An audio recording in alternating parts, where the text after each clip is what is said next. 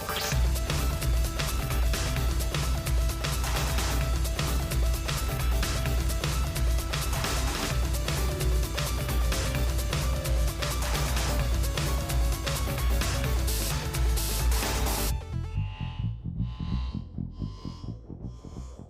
everyone, and welcome to Time Extend. We're back this week with another podcast. You're listening to Adam Ismail, and I'm here today, as always, with Brendan Norrison, and today we'll be running you through the latest news topics in the world of racing games and discuss a featured topic at the end.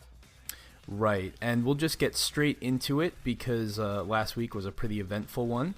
First off, we got the GT Sport 1.15 update, which came with the standard gamut of new vehicles, new GT League events, new track in the form of Tsukuba, and various new scapes environments and museum entries, and the VR time trial mode. So we'll just quickly go through the cars. This week you got an Aston Martin DB11, the BMW M3 Sport Evolution, the E30 M3, which is huge. People have really been clamoring for that for a very long time. The Eckert's Rod Custom Mach 40, this kind of souped up mid-engine Mustang. 4 GT40 Mark 1, 2 Red Bull X 2014s, a junior in the standard model, the Honda Raybrigg Concept GT, a Super GT GT500 car, and you also got the Tom's RCF and the Motul Autech GTR. Those are your 3 Super GT cars. Lexus RCF GT3, Mazda RX-7 GTX, the Savannah, and the GTR Nismo, and the R33 Skyline. So that's a pretty good assortment of cars there. And I mean, the M3, right? That's a huge deal. Definitely. This has been one of the most requested cars for so long, and even seeing it when it was confirmed, it was hard to believe, because what are we going to complain about now? That was the de facto car to pull exactly digital up about, and here we are. We got the Supra, we got the premium Supra, and we got the M3. So as far as I can tell, that's it. They can just retire right now. Yeah, that's it. GT Sport is done. Yeah, well, last night, you and I, Brendan, we were playing GT Sport online, and we were doing some races with the M3, and I was really surprised to find out how tail-happy it was. It really is, the way I describe it is it's kind of like a baby Viper, and it's only got like 240-odd horsepower or something like that. It was a really fun drive, though. It really is, and I said this last night when we were driving it, this highlights just how far the Gran Turismo physics engine has come, because it wouldn't have been too long ago that car might have felt a bit sterile, but it's anything but in GT Sport, and it is such a dream to drive purely because of how visceral it is. When you're going round corners, you feel every bump, and like you said, it's so Viper-like, it's almost scary. Yeah, I think the suspension modeling really was one of the few bright spots of GT6. They really made an effort to make the road cars feel more bouncy and spongy than I guess the race cars do. And GT Sport just, takes that and dials it up to 11 and really makes you feel the difference. And those cars are more forgiving, some of those lower power road cars, but you can still get sideways when you want to. And that's, I think, just kind of what it's all about when it comes to having a fun little drive in a relatively low power sports car. So had a lot of fun with that. And as I said before, Tsukuba is our new track, which at first I was really happy about it because it'd been a while since I really enjoyed Tsukuba, especially in like a modern racing game in this generation. But once I do a couple laps of that track, once I'm there for like a half hour, kind of over it. Yeah, it's one of these tracks that I'm glad has been put in GT Sport, because we've seen a lot of similarity between all the racing games in terms of what tracks get added or what tracks were part of the base game. And this is distinctly a Gran Turismo circuit, if we're going to be honest. We all have the great memories, if you can call them great, of driving like the MX-5, the endurance race from Gran Turismo 3. Is that 4? I think it was in 4, yeah, because Tsukuba was not in 3, yeah. Oh yeah, of course. And it's good to see it back in that sense. But like you, we also drove this on GT Sport Online a few days ago, and after an hour, I think that's me had my fill. I won't mind it appearing in the sport events every so often, but I don't think I'm ever going to turn the game on and go, you know what, I think I want to drive on Scuba. Right. It's the perfect track for a car like the M3, though. I think that was my, most positive, glowing endorsement I could make about it. Just a great track for some of the slower cars. You can do a lap in the M3 in about a minute. Yeah. Which is something you can't say for a lot of the longer tracks in the game. I think the game mostly favors some longer circuits, and I think it's more fun than Kyoto Miyabi, I guess. So, yeah. I think it's a positive addition overall. And we also got the VR time trial mode, which I don't have PlayStation VR. I know you don't, so we can't really speak to the quality of this, but it really is just the VR tour mode, but now you can do time trials and pretty much race to your heart's content, from what I understand anyway. Very surprised the game didn't launch with this, in all honesty. I mean, it seems like an easy enough feature to have had in there from the start, but it's great that those on PlayStation VR can now make use of it. We'll see if this actually is worthwhile enough that people with the VR headset will choose to use it, because it seems like the PlayStation VR headset hasn't quite had the level of support that many of the early adopters would have wanted. But for racing fans, this is a good deal. A free update that includes the time trials, and like you were saying, Adam, you get to drive about to your heart's content. Right, and it is not the last word in VR fun for racing fans this week, because, and this is such a perfect segue. As someone who is new to podcasting, it makes me feel so good to be able to just move smoothly from that topic into this topic, which is Wipeout Omega Collection getting its VR update. And I'm really surprised to see the reaction that this has got off the bat. It seems like everyone who has played it loves it, except for the people who have motion sickness problems, which that sucks. I'm sorry. I have never experienced PSVR, so I can't speak to that. It's a free update, which is great. It was originally announced in December, which I completely missed. I wasn't aware this was in the works until I saw it last week. And the beautiful thing about it is, just what you were pretty much saying about GT Sport. This is playable across all game modes and tracks. So where Gran Turismo dropped the ball, you don't have to worry about that with Wipeout. And I think it has a lot to do with the fact that Wipeout is operating basically as a PS3 remaster. So definitely, you don't have to worry about cutting back the detail, cutting back the frame rate, all of that stuff, the physics, to make use of the VR mode. There was a lot of performance headroom there for the PS4 anyway, so the VR translation is completely one-to-one. And you also get 3 new VR ships which have interiors, and I think the interiors pretty much are just it just looks like a new HUD basically with the texture of like a window on top of you. But yeah, I mean, it looks like a lot of fun. It's a great update as well, because I remember when this first got announced, the Omega Collection, that was one of the questions ex-dev were asked, like, why isn't VR here? And at the time they said, we think it's the type of game that's a bit too fast for VR, it would make people feel sick. So it's good that when they announced it in December, it was almost as if they were like, you know what, there are people who do want this, so why should we hold back a really cool feature that a lot of people will love to use? So I'm glad to see it here. It's perfectly suitable for VR, as you said, Adam, because it's essentially PS3 games and a Vita game. So this is great. Wipeout deserves all the support it can get. We're probably not going to get a new game, but if any of us do pick up a PSVR headset, I've got a feeling this might be the first thing we'll turn on if we actually did pick up that hardware. Yeah, absolutely. It just makes me so happy to see Wipeout get so much recognition from people who wouldn't ordinarily play it, and the fact that this could kind of rise to be one of the defining PSVR experiences is really cool. I do wish that XDev got, kind of jumped on the ball on this a little bit earlier, where Sony pushed for it earlier or something, because it is weird, almost a year after release. That game's probably, at this point, 9 months old, for them to do this now. It seems kind of strange and out of left field, and I think it would have, if they struck while the iron was hot, or as hot as it could really be for Wipeout, it probably would have made more of a splash. But nevertheless, I'm happy we still got it.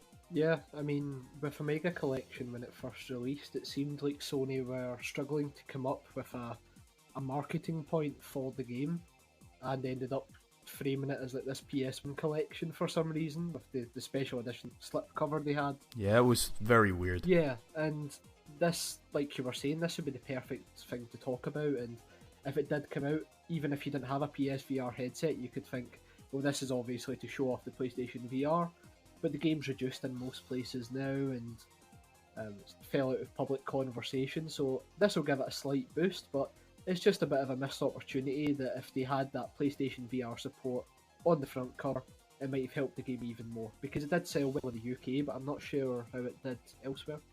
I think the UK really is like the home market for Wipeout, so I would be surprised to find that it, did very well in the US or anywhere else around the world. But one last thought on the Wipeout thing is that it also kind of makes me happy to see like a racing game kind of being used to like push the conversation technologically speaking, with VR and whatnot, because, growing up, it was like one of the first games on every console that was like really demonstrative of the power of that console. It was always a racing game. It was Ridge Racer, or it was Daytona, or something like that. And racing games don't really do that anymore for whatever reason. I guess consoles are so powerful that we can demonstrate that power in other ways now. But VR is one of those applications that people often think is like kind of like a obvious place for VR to really work well, and for people to feel at home with it. But because of the motion sickness problems and because the latency issues, and some games like GT Sport just look so good that they take a pretty decent hit when you move to VR, the translation isn't always as good as you think it would be in your mind. So they seem to have done it well, correctly with Wipeout. Yeah, exactly. I mean, that point you were making about a hit on the fidelity or the actual PlayStation 4 games, the only experience I have with PlayStation VR is Drive Club VR. I mean, Drive Club's a beautiful game, but when I played it on the VR headset, it looked really muddy, and the resolution isn't great, and it wasn't a pleasant experience in terms of me thinking, wow, I'm in virtual reality. It was a pleasant experience in the sense that you could look behind and see the car, and those things are pretty cool, that you can see the interior of the car around you. Yeah. I mean, if I'm going to be honest, for at least half the race, I was using prior knowledge of the track I was on to make it to the end, based on how much I'd played on PS4, because it was just so hard to see what was happening in the distance, and it was such a huge cut for a game like Drive Club, and it was a shame. And that was when my interest in VR sort of died, because until they can keep a respectable enough level of fidelity that we get these full experiences, I think VR in general will struggle to find that audience. And this is obviously because Sony took the approach to make VR affordable, which is commendable because it opens it up to a bigger audience. Right. But yeah, I think that on the PlayStation VR has been moderately successful, and Sony will be happy with that. But if they had more racing experiences on there, it might have helped push it, much like the old days, like you were saying, with Daytona, Ridge Racer, Gran Turismo 3, those type of games that showed off the consoles. You could have had a really cool Wipeout experience showing off PlayStation VR, and who knows how much of a difference that could have made. Yeah, well, we can wonder, but at least we have the game. Exactly, it's great it's there, and like I said, if I ever do pick up PlayStation VR, I can't wait to give it a go, because I'm always game for Wipeout, as I'm sure you are as well, Adam. Absolutely. I mean, we've talked a lot about Wipeout Omega Collection, and those aren't the Wipeout games I would have necessarily liked to see remastered, but I get why they were, so it's okay. And yeah, with that, we'll move on to our last topic. Relates to MotoGP 18, which I know you recently covered, Brendan, so take it away. Yep, so MotoGP 18, it's basically the next iteration in the MotoGP franchise by Milestone, but there's a few reasons why we should care more about this one than in previous entries. So, firstly, it's moving to Unreal Engine 4 now, in terms of the game engine, so it's up to date, which means we're going to see better graphics, overall better particle effects and environmental effects on the racetrack according to the game's creative director, so that's pretty cool.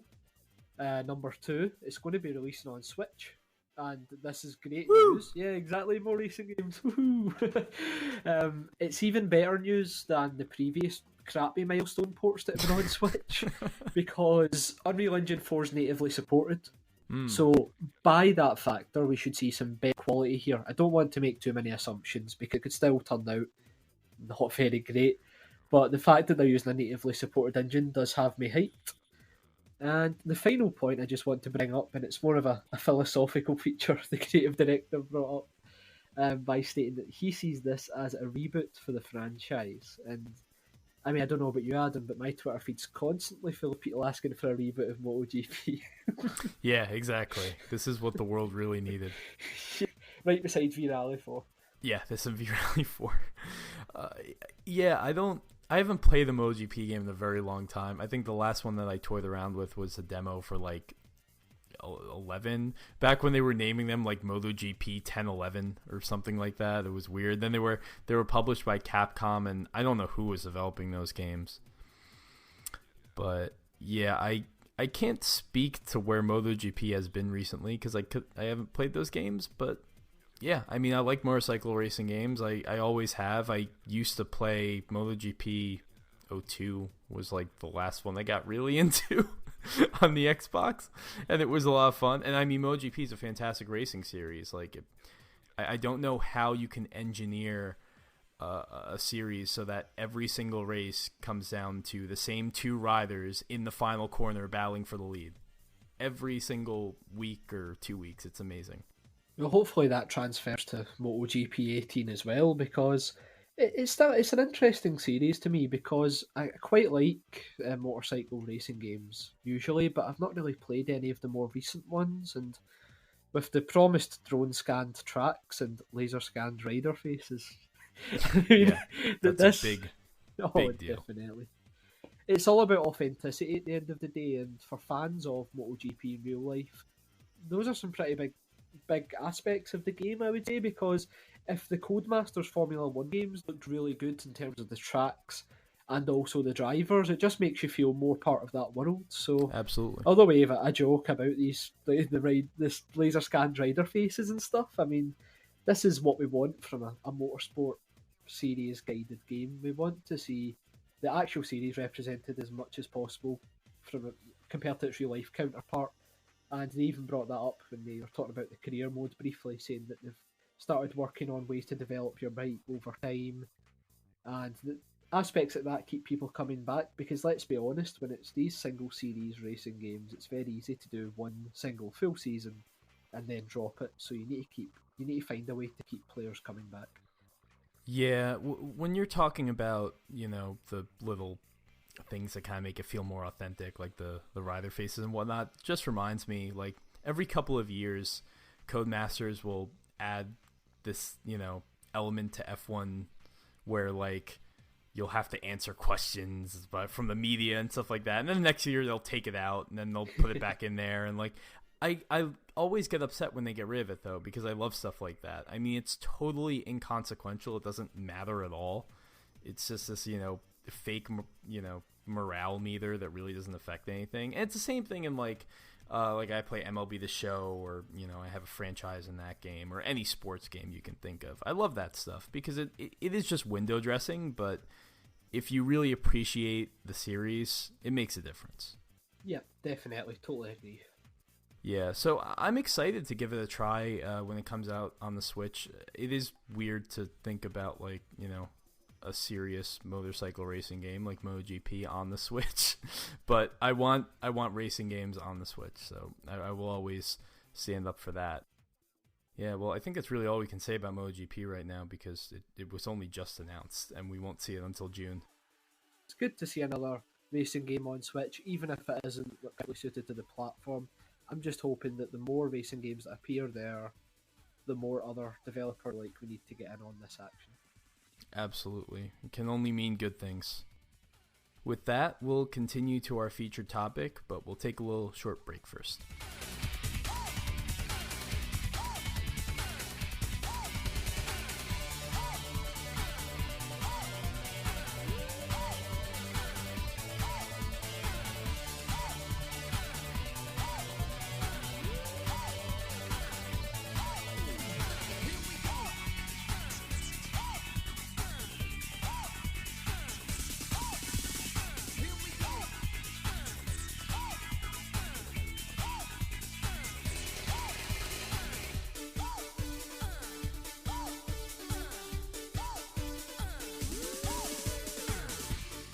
All right, and we're back. And this week's featured topic is one that we're doing the research for this and it ended up being so gargantuan that like we had to cut it up into separate shows. So this is only going to be the first part of unreleased racing games.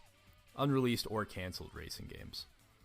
And here we've got, I don't know, I'm not going to count right now. Let's say 10 racing games and just all over the gamut from the 90s up until a couple years ago. And a lot of these have interesting stories. Racing games don't tend to get the same kind of coverage as other video game genres. I don't have to tell anyone listening to this podcast that. So trying to dig up research for this was kind of a tough task because there are websites like Unseen64 and the Cutting Room Floor, and those are fantastic websites, and I could spend, I have spent hours and hours of my days on them, but the racing games kind of, they get left behind, but that's why they're so cheap to buy, when you want to go retro game shopping. So I guess that's the one benefit, because people don't care. Yeah. So we'll just get into the first game on the list, and we're going to try and burn through these relatively quickly because there are so many. But this one was totally me just playing to my own strengths and just wanted to have an opportunity to talk about my favorite racing game ever, maybe my favorite game ever, which is Scud Race or Sega Super GT. And specifically, that game got released, but the Dreamcast port did not. And there's not a ton of information is known about the Dreamcast port of Scud Race, but thanks to things like YouTube and various forums of people talking about it over the years, we kind of have an idea sort of what happened. So basically, before Dreamcast launched, there were a pair of tech demos that surfaced behind closed doors, and we never really saw these publicly anyway. One demo runs through a model of the beginner Dolphin Tunnel course, so that's like the first track in the game, where you have the aquarium and everything, and the spinning Sega Saturn logo on the globe, and it's all running on Dreamcast hardware, and it's pre-released Dreamcast hardware, so it actually ended up being a little bit less powerful than the production console was. It still looks pretty good. The other shows an F40 and a 911 on just an endless bridge, and all of this looks, it's tech demo fare. There's nothing really super intricate there. It's just showing you they can run these models in real time and everything looks good. The interesting thing about this demo is that we don't know exactly who made it, but there are many fingers pointing to core design, which is very strange because if you played Tomb Raider back in the day, you would know core design. It's not a studio you would really assume would work on this tech demo. And the fact that a Sega internal studio didn't do it is kind of interesting. I have read things saying that Smilebit, who was actually responsible for the Sega Rally 2 Dreamcast port, that's what they ended up doing, may have had a hand in this, but then Sega Rally 2 had so many issues in the port to Dreamcast that they may have been pulled off of the Scud Race project onto that game in the 11th hour to try and fix it so that they could just ship it and get it out the door. Sega was apparently impressed by Core's work on various Genesis titles and Tomb Raider on the Saturn, which was kind of an achievement because the Saturn was pretty terrible hardware, to put it lightly. And it just seems that in between, at this point we're talking, this is before 98, so let's say, these demos are developed around sometime in 1997 or early 98. The BPR Global GT series, which is what Scud Race was based on, and it was licensed, this was the predecessor to FIA GT. This series shut its doors about not very long after Scud Race came out in the arcades, and that was 1996. So you can imagine the licensing, basis for this series is gone. That probably stands in the way of the game getting a port or, being developed any further. And then you also have to look around, and I think something that's going to come up a lot as we talk about these games is the effect that Gran Turismo had on the genre. And I don't think a game like this that kind of had the Daytona sort of handling model, was more arcade-based, race cars in very very fun arcade environments, but these are not realistic tracks in the slightest. That I feel like Sega saw that and realized that wasn't what the market wanted, and instead focused on Sega GT, for example.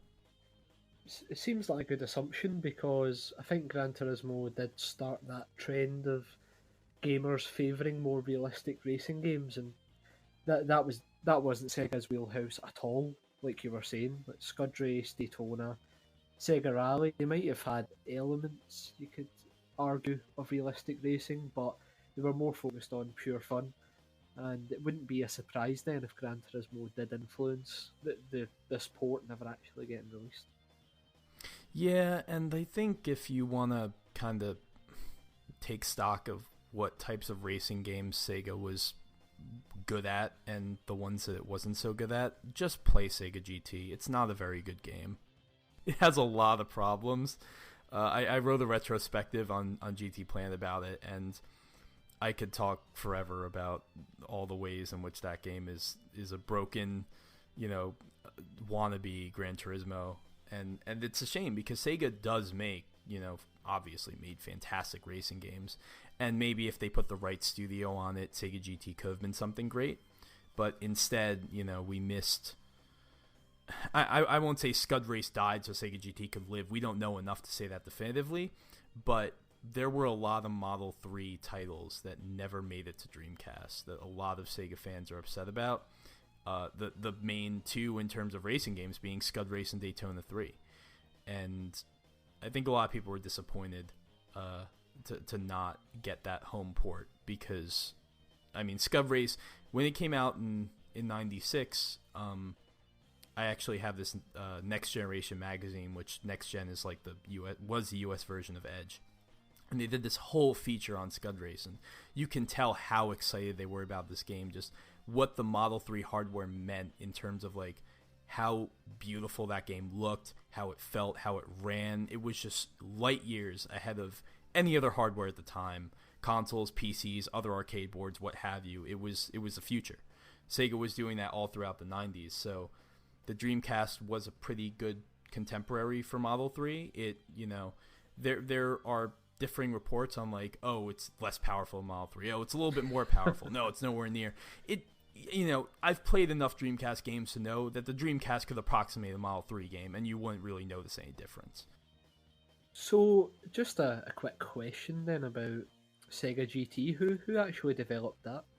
Sega GT was WoW Entertainment. Right, okay. So, who I forget, because there were so many weird Sega second parties during that time that they all worked on random projects that didn't seem to have anything to do with each other. So I can't tell you what else they did. I forget off the top of my head. But they did Sega GT 2002 on the Xbox, which was a much better game. It wasn't a great game, but it was much better than the original. Do you think like the Sega GT 2002 might have had input from what would become Turn 10? That's why it became pretty decent on Xbox. Yeah, no, you know what? I never thought about that. That never once crossed my mind, but I could absolutely see Microsoft coming in. And because Microsoft and Sega had a very tight relationship early in the Xbox's that's why life. I brought it up.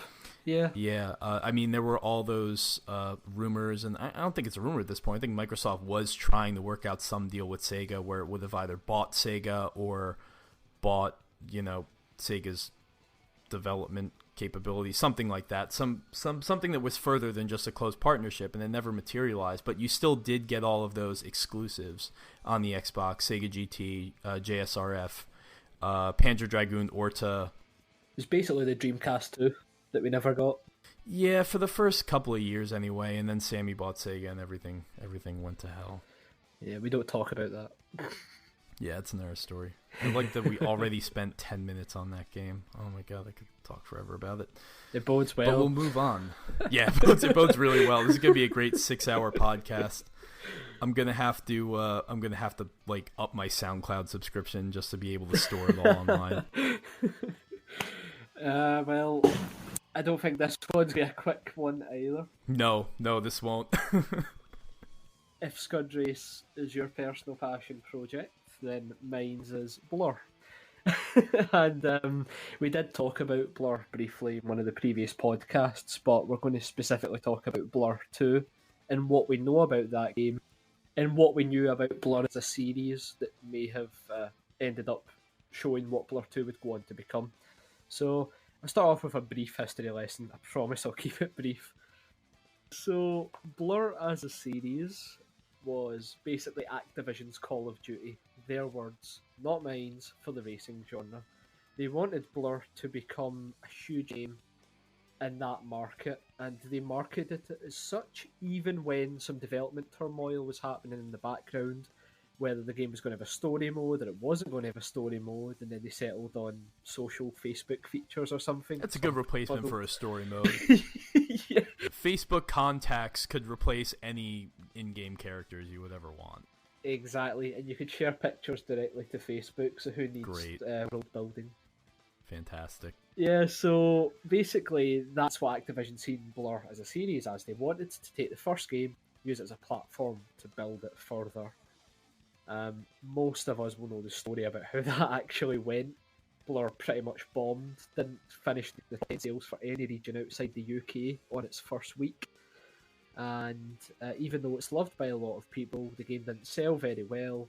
And despite a promised £20 million towards the franchise if it had sold Bizarre Creations, that was Activision's carrot almost. Like, if your game does well, we'll give you an additional 20 million in budget for what would become Blur 2. It didn't materialise, and then that was that. Bizarre Creations was shut down, and the Blur servers were also shut down close after that. So, a few years passed, no news really about what Blur 2 would have been. And then in 2013, we actually got a video showing what Blur 2 might have actually become. And this is interesting because it was actually like an expanded version almost of the Brighton tracks from the first game, which is a track that a lot of people will remember from the game, I imagine. It was the one where basically it was at night time, it was pretty stormy, and it looked really good on the PlayStation 3 hardware. But with Blur 2's pre-alpha build, they had took those stormy effects and basically cranked it up to 11. So it looked really cool, and you can find this video on YouTube if you do want to see it. And without going too far and being too enthusiastic, this game must have been pushing the graphical boundaries of that generation based on even the pre-alpha footage, because everything was running really smoothly. The weather effects that they've got there are really cool. Like, it isn't weather effects you'd see in like a sim racing game, more like that realistic cartoony blends that Blur had as well. And they had also some cool stuff with like the HUDs. They had more invasive turn signals, and they also had cool ideas for weapons, one of which me and you talked about, Adam, briefly, that was like Quake from Wipeout, basically just like a surge that would blast through the pack. And judging on the damage, the slight damage modelling of the first game, it would have been cool to see how that kind of weapon would have hurt the other cars. And yeah, I mean, the vibe I get from Blur 2 is that it did seem like a natural progression from the first game, nothing too crazy, much like you would see in Call of Duty, funnily enough. So Activision might have been right there. But it had a bit more polish, even in that pre-alpha state. And the lighting engine as well it looked so much more improved over the first game. Not that the first game looked bad, but the first game really focused on those neon colours that was spread throughout the game. But I don't know about you, Adam, because you've seen this video as well. Like, I get a vibe that they were actually seeing how real they could make it look, but keep that blur element we all liked from the first game in terms of design. Yeah, no, I was floored when I saw that video, because you only recently told me about this. I did not know that Blur 2 footage had ever leaked of that. And do we know the hardware that video is running on? Nope. Based on the comments from the former art director, Chris Davey, it seemed like that wasn't brought up. So you're right, maybe this could have been running on dev kits for the PS4 and Xbox One, but it wouldn't have been surprising because, like I said, these are some stunning clips, because there's a few other ones as well that take place in a Dubai circuit, because around about that time period it seemed like every racing game wanted to go for that environment. And yeah, even in that video compared to the Brighton one, you get the heat effect that separates the environment. So like, whereas Brighton looked distinctly like England, the Dubai track had a bit more of a warm colour scheme that kind of made it feel like a desert. Yeah, what stuck out to me was the dynamic nature of the Dubai track, and that one portion of the video where you're driving up the side of the building. It reminded me a lot of Split Second, which, we keep drawing those comparisons because Split Second and Blur came out right next to each other. And Split Second had some pretty good ideas, and I think involving the environment more, involving crazy things like buildings and destructibility and whatnot in the race and in the track design really played to its strengths and was probably that game's greatest asset. And to combine that with Blur's, fantastic handling, art direction, and of course those weapons, it seems like it would have been a perfect match. I'm really bummed that we never got to see that game.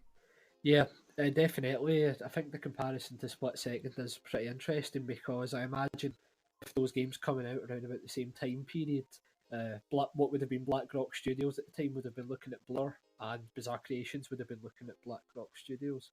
So it would have been really cool to see if Blur 2 took some of those aspects from Split Second that would have totally suited the Blur franchise and implemented them in there.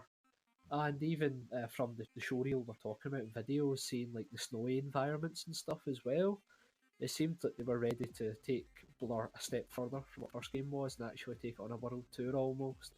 And keep that kooky element in place, such as driving inside of buildings, but also make it look more realistic in a lighting engine, which would have gave it a fan base, I'm sure, because we're all suckers for graphics in the racing genre at the end of the day, and that would have looked really cool. That was probably my one issue with Blur, and it was a small one because the gameplay was so addictive that I really didn't care that much. But you look at what Bizarre was able to do, as a first-party developer with Microsoft, and I understand that when you're going third-party and everything, you have to develop for different systems. You're never going to get that same kind of fidelity. But there was a certain polish to those PGR games that I didn't get from Blur that I was expecting simply because of the development studio behind it. Probably, mistake on my part, to be fair, but probably also because Activision, I'm sure, was rushing everything behind the scenes and really just wanted to get the game out the door and really didn't give that much of a crap whether or not it was beautiful or not. So I would say you're right there because they did delay it from the initial November 2011 release date, I think it was. Maybe not 2010, can't think. From the initial November release date anyway, the November before it did come out. And imagine at that point Activision were twisting Bizarre's arm, like, yep. to get this out there. We need to get this out there. And it wouldn't have even been a surprise if Activision's Call of Duty comments were made on the basis of the fact that it had a prestige system, and that was it. Like, at the time, that was all the rage. I remember all my friends talking about how they had prestige in Call of Duty, and that was the big pull for the multiplayer. And Blur had a lot of those same components, such as like event playlists and ranking up and unlocking item boosters to make your gameplay experience a bit more unique. And that's what I liked about Blur, because they put so much effort into that multiplayer mode, and it did keep you coming back for more. And it's just a shame we don't see an advancement on that at all, because it seems like what Blur tried to do with its online infrastructure hasn't really been attempted again. I mean, when it comes to online racing games, it seems that we get a basic lobby system, maybe a basic ranking up system, or like the type of stuff we see in Gran Turismo Sport. But that community that Blur had created was fantastic, because the gameplay totally mashed with the achievement-based nature of the multiplayer online. Yeah, I don't remember much of the specifics in terms of the multiplayer, because I think we've talked about this a couple episodes ago, but I think when the game was out, I didn't have sufficient internet capabilities, so most of my multiplayer was just, stuck to local. But I mean, local multiplayer in that game was fantastic too, so... Blur 2 hopefully would have expanded on all of that, the local multiplayer, the online, but unfortunately all we've got to look at is these videos. So if you're a fan of Blur, I urge you to check them out, because they went relatively under the radar when they were just released, because like we've talked about, the racing genre doesn't exactly get people hyped when it comes to unfinished or unreleased games. So it would be easy to miss them, but yeah, worth bashing into YouTube, Blur 2, and check out the showcase reel specifically that shows up more of the unique features they seem to be working on. Right. Yeah, and I think I'm looking at this list again. I think we're gonna need to cut some out because we're already at like 45 minutes. So Yeah, well, you can take the next one then, Adam. Sorry for running over. oh no, it's not your fault. I mean, we both spent a lot of time on those games. I will prioritize the ones that we definitely can both talk about. So we'll move on to this one. I think will be quick. We'll move on to Diddy Kong Racing Adventure.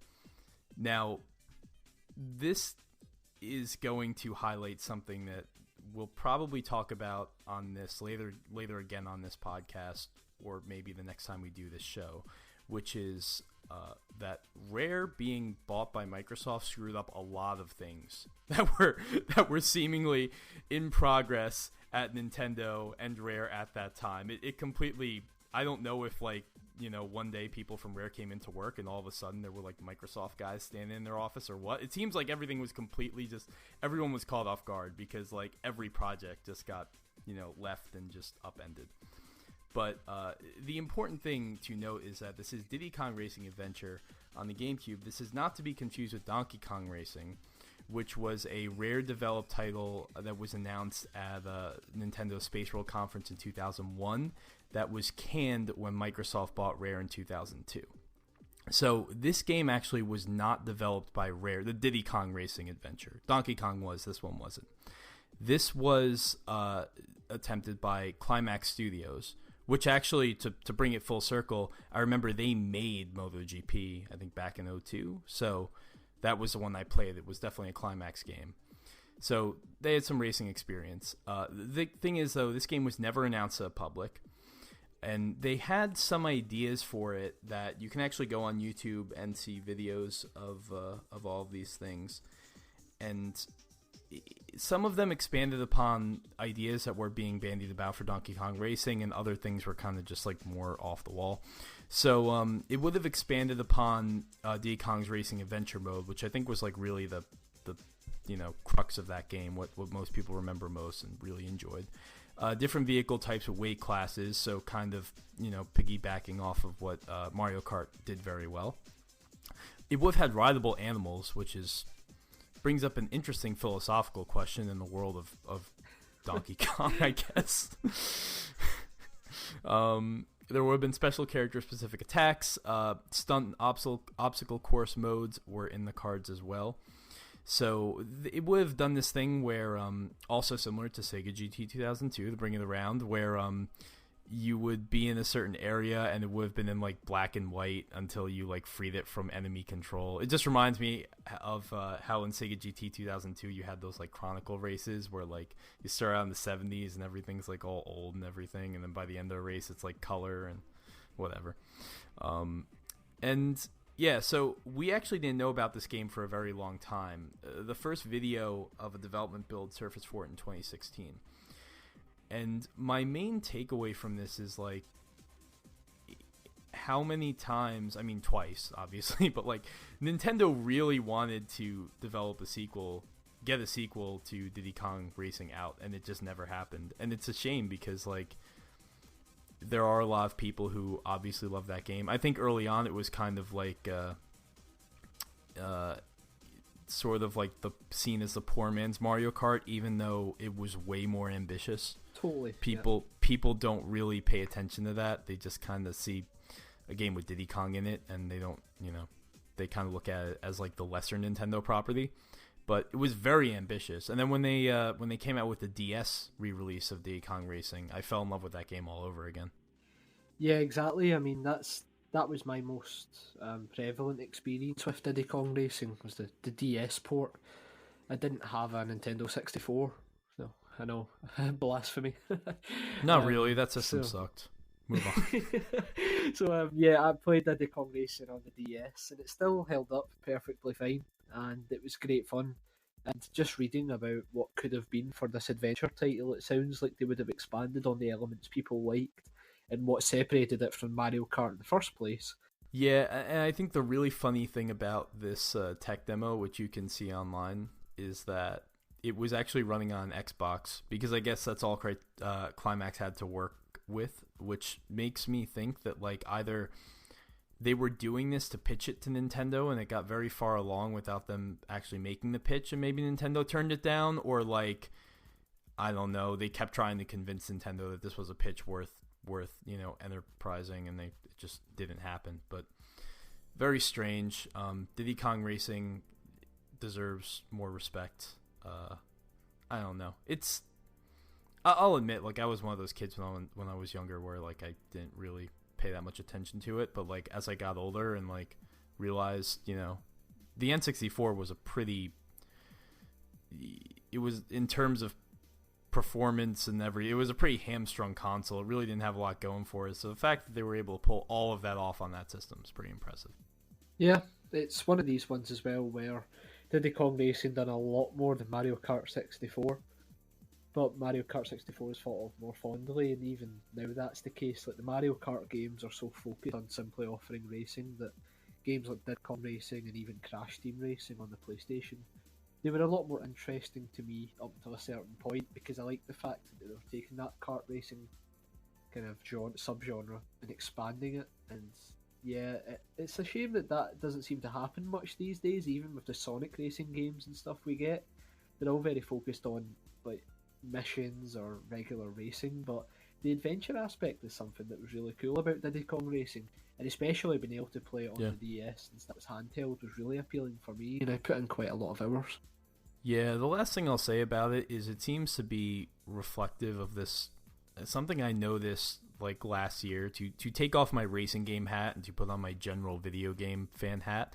I started to see a lot of people saying, like, Banjo-Kazooie was better than Mario 64, which is something that I don't agree with. I'm sorry, but like, finally though, people were like, kind of coming out of the woodwork and saying, like, no, you guys have, like, shat on this game for too long, and it's actually the more ambitious title, and it's better than Mario 64 and everything. So I'm noticing a similar trend with these kart racers as well.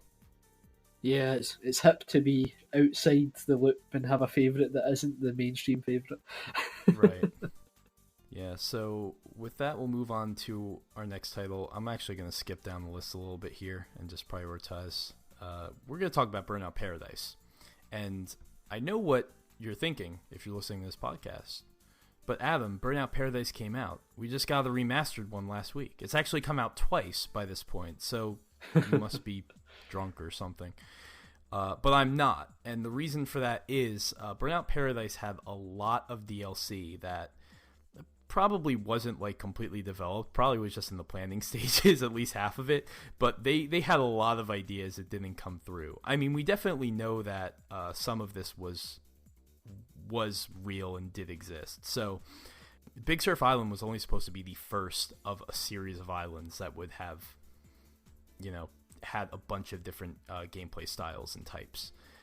There would have been one that I read that would have consisted entirely of circuits, which, to be honest, I don't know if that would have been a great fit for Burnout.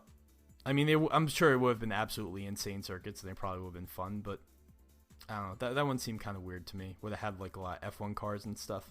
Yeah. They also they were going to actually have the moon, which this one was one that apparently did exist, because they say that they actually they developed the surface of the moon, they modeled it, it was drivable, and the whole thing came from, I don't know who these quotes come from, unfortunately. I found this article from a couple of years ago that just, like, quoted a Criterion blog, but the original person who wrote the blog entry was not a part of the article I was reading, so I can't attribute the same one to Criterion, but the quote goes, "Someone on the team said that players want the moon on the stick when it comes to DLC. We thought that was funny, and we thought we'd do it." Like, I just love that alone is enough to get the people of Criterion and their crazy imaginations just out and working on something. I think that's fantastic. Yeah, turn of a phrase and they're making DLC for it. That's pretty crazy. Yeah, it's hilarious. There would have been, zero gravity takedowns and, completely changed the way that Burnout works. Something else that we know that existed were planes. And the quote reads, "A lot of Burnout fans already know about this, as we showed flying around in a live podcast. It was really cool to be able to see Paradise City from the air. It did not happen because of the way the game world was built. The city was never meant to be seen from such viewpoints.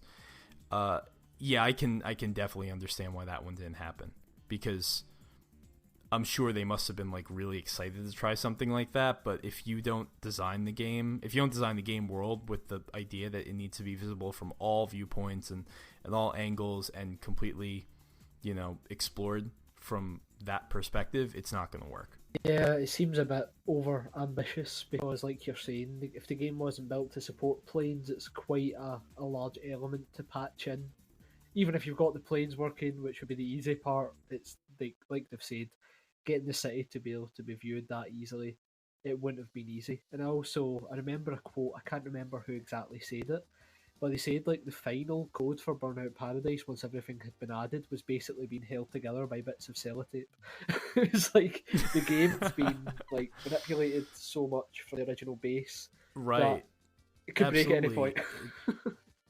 Yeah, well, because when you think about everything they did in that year of Paradise, all the DLC it came out with, I mean, they supported that game more heavily than almost, any game I can remember, even in recent memory. Like, they really were trailblazers in terms of like how to do DLC right. And I have to imagine that if all of that stuff wasn't in the cards in the beginning, it must have been hell to make it all work together and play nice.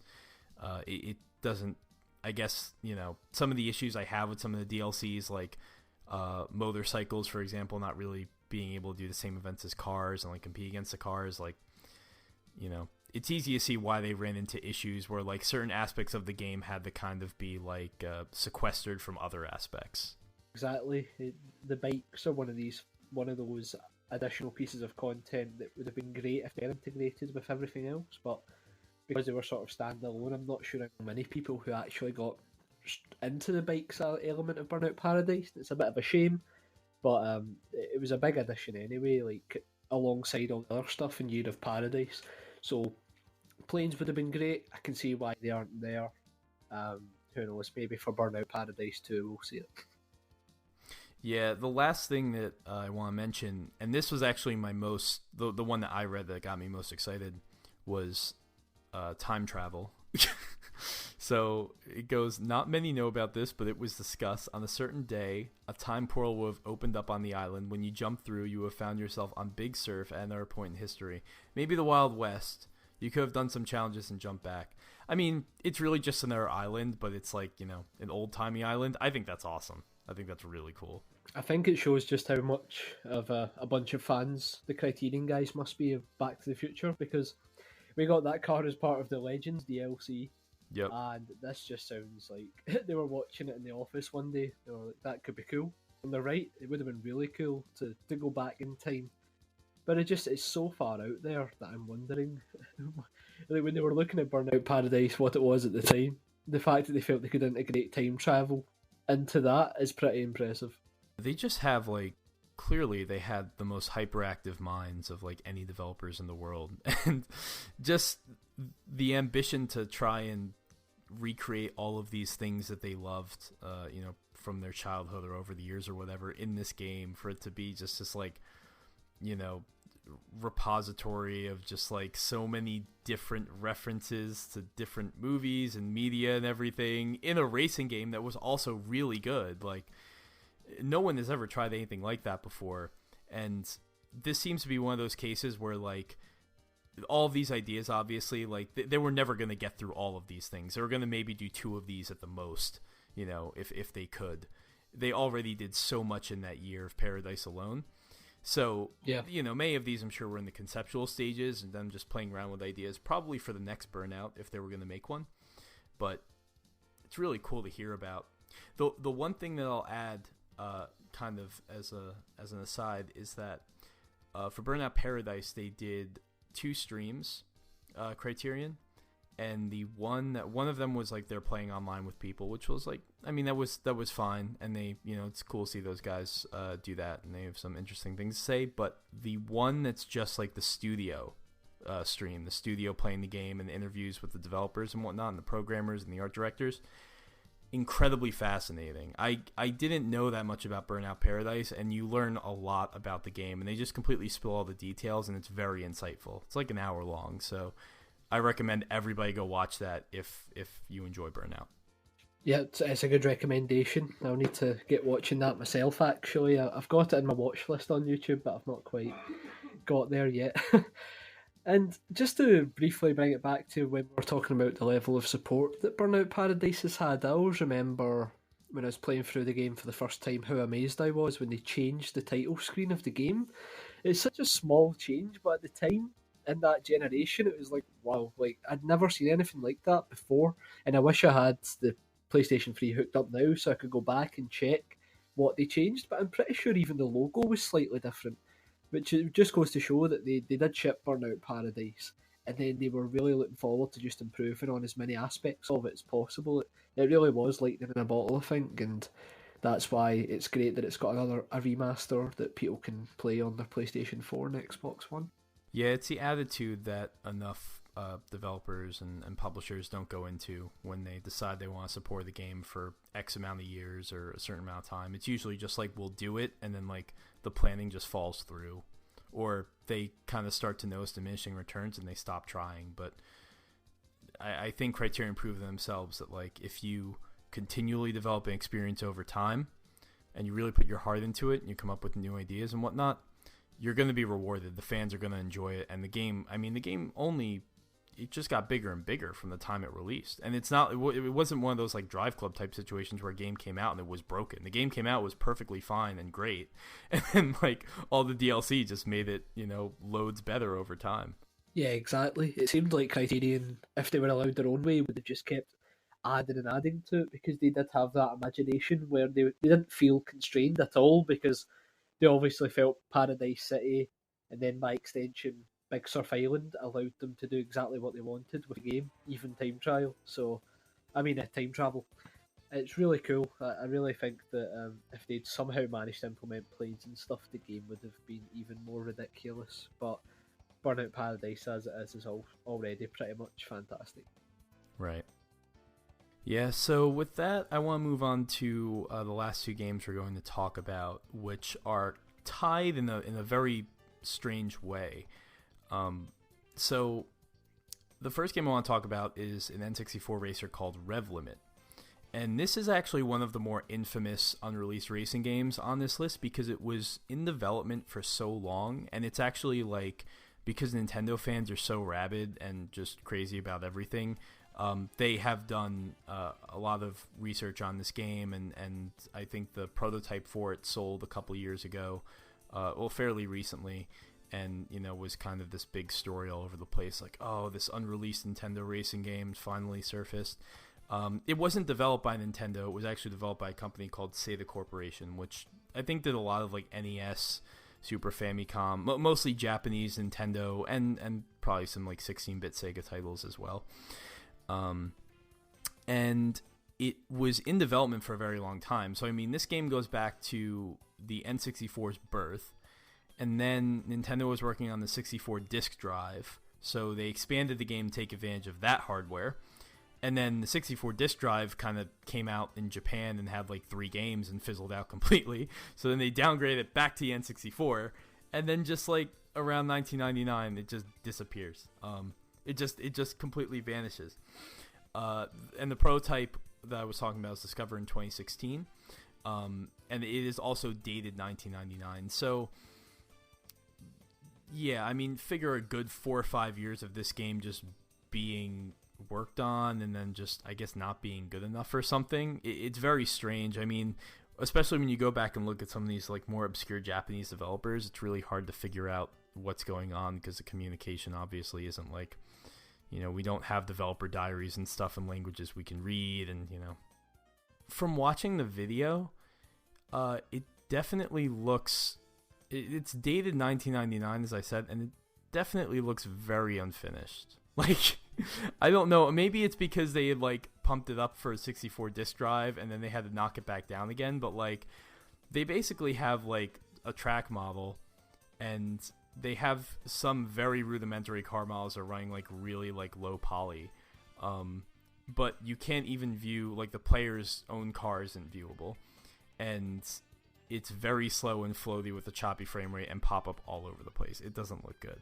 But it looks like what they were going for was kind of like, if you ever played GT64, for anyone who knows that game on the N64, it looks kind of like that, or like Multi Racing Championship. Both of those I think are pretty good games, but yeah, it was kind of supposed to be the closest thing the N64 had to Gran Turismo, at least by a Japanese developer anyway, and then it just kind of disappeared. So, very odd. Yeah, what I find interesting about that video is it shows weather effects for a lot of the tracks. When he's cycling through the menus, you can see light rain, heavy rain, clouds, that type of thing. So it seemed ambitious, at least. I mean, we did get a Gran Turismo of sorts on the N64. It was called World Driver Championship, and it was pretty good. All things considered. I mean, it made use of the N64's expansion pack. It came out later on. It was developed by Boss Studios, who also did Top Gear Rally, so like a studio that really knew a thing or two about making racing games on the N64. This honestly seems to me like the kind of thing where it's just like I don't know what people really feel like they missed here. I mean, it doesn't look like it's in great shape, and there were other racing games on the N64 that seemed to do exactly what this one did, but better. So...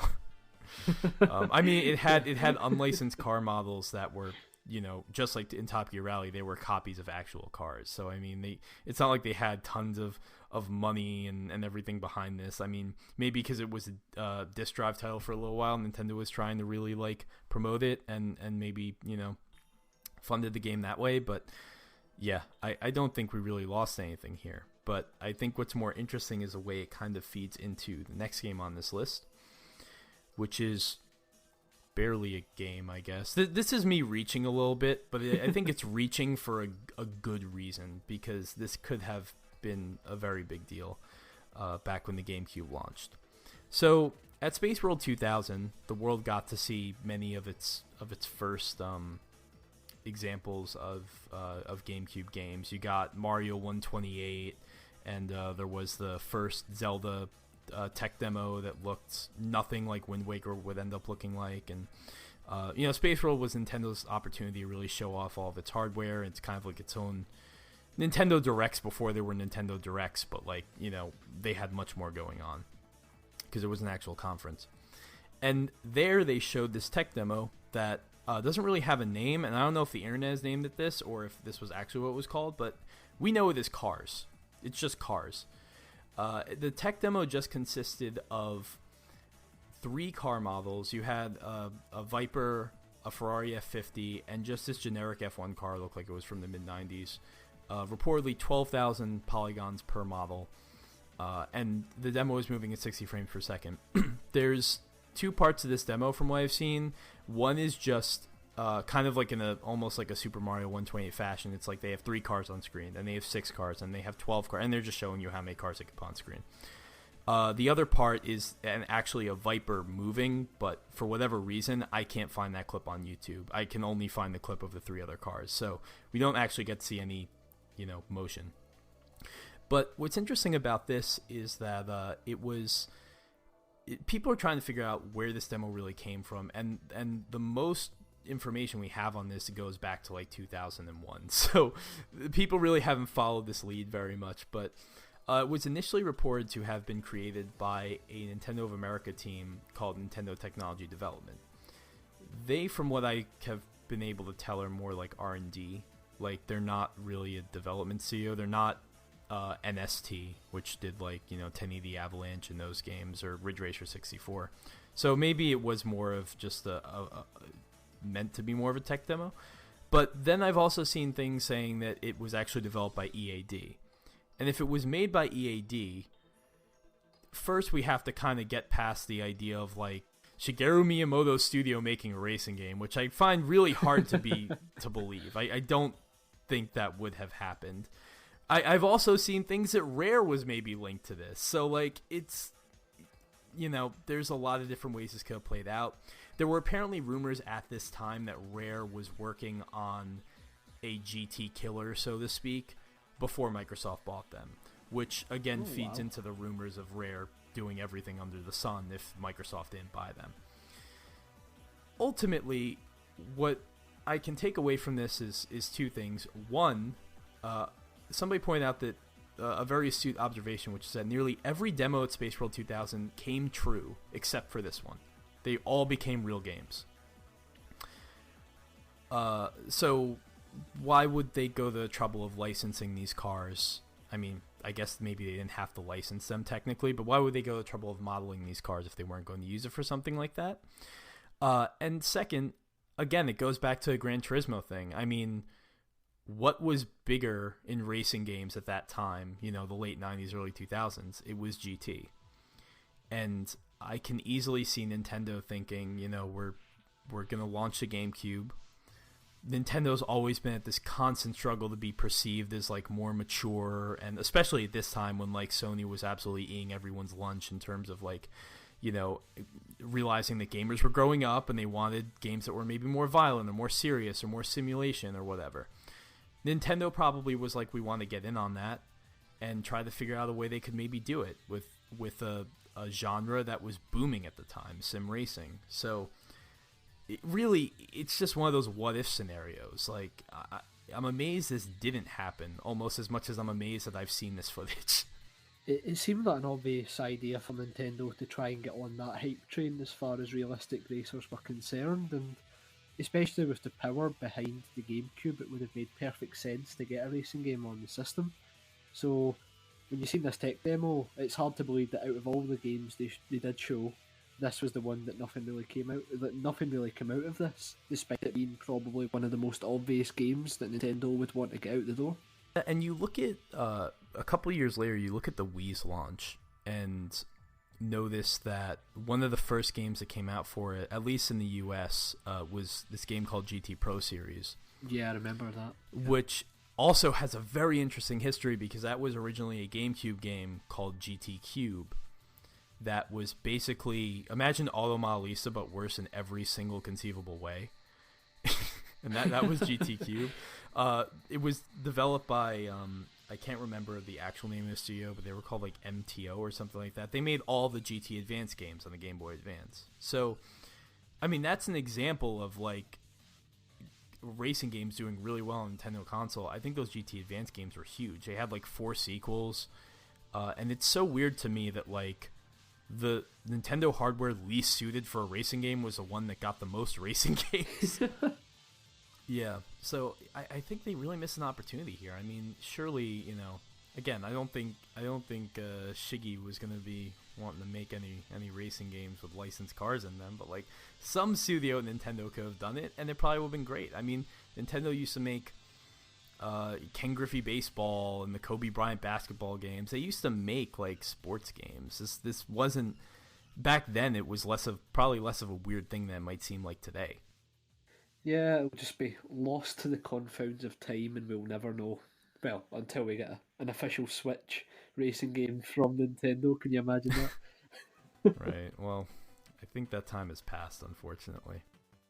Yeah, there are so many games that I wanted to touch on that we didn't even really have time to talk about, and I'll just tease them right now. We're going to talk about Lamborghini, the famed Xbox racing game, and this Fast and the Furious game that was developed by Genki that I never even knew existed. It seems like a match made in heaven, but apparently it... Oh, it does. It really does. That's just made me so angry remembering that existed at some point. Amazing. I mean, it seems like a perfect fit, and it just, fizzled out from what I could tell. But that's us teasing, the next round of unreleased racing games, because we gotta ensure that the audience comes back for something. Exactly. We could sit here and talk for the next 4 or so hours, but we'll cut it now and save some of the goodies for next time around. Yeah, I mean, I really enjoyed that discussion. I love talking about games like that, especially what could have been, because it's almost always, you make it out better than what actually was true. Like, anytime I see footage of that Sonic Extreme game on the Saturn, fans are always like, oh, this would have been better than Super Mario 64, and it's like, no, it wouldn't have. Shut up. Like, it's not. It wasn't even finished. Like, but It's all about what you see in your mind. Exactly, that's what I was going to say. It's what blanks your imagination can fill out in terms of what we actually seen and what a finished product could have looked like, and that's why we like looking at these unfinished games for that reason. Because we always imagine the perfect scenario at the end of the day. We never look at an unfinished game and think, oh, it would have been this setback, or it would have been missing this. Every unfinished game I've going to be perfect. Absolutely. So that is our show. I am Adam Ismail, and you can find me on Twitter at Pioneer Spine, and written some things for GT Planet. I got nothing really to plug right now, so I'll throw it over to you. I'm Brendan Norrison, and you can find me on Twitter at BrendWings. Nothing in terms of original content to plug right now. You can find my writing at GT Planet if you really want to see how to write 250 words about Project Cars 2's weekly community events. But yeah, nothing major to plug at the moment, but hopefully be able to do some more original writing in the future that can then be plugged here. Watch this space, as they say. Exactly, that's it. Yeah. All right, well, thanks everyone, and we'll see you soon. Thanks guys, bye.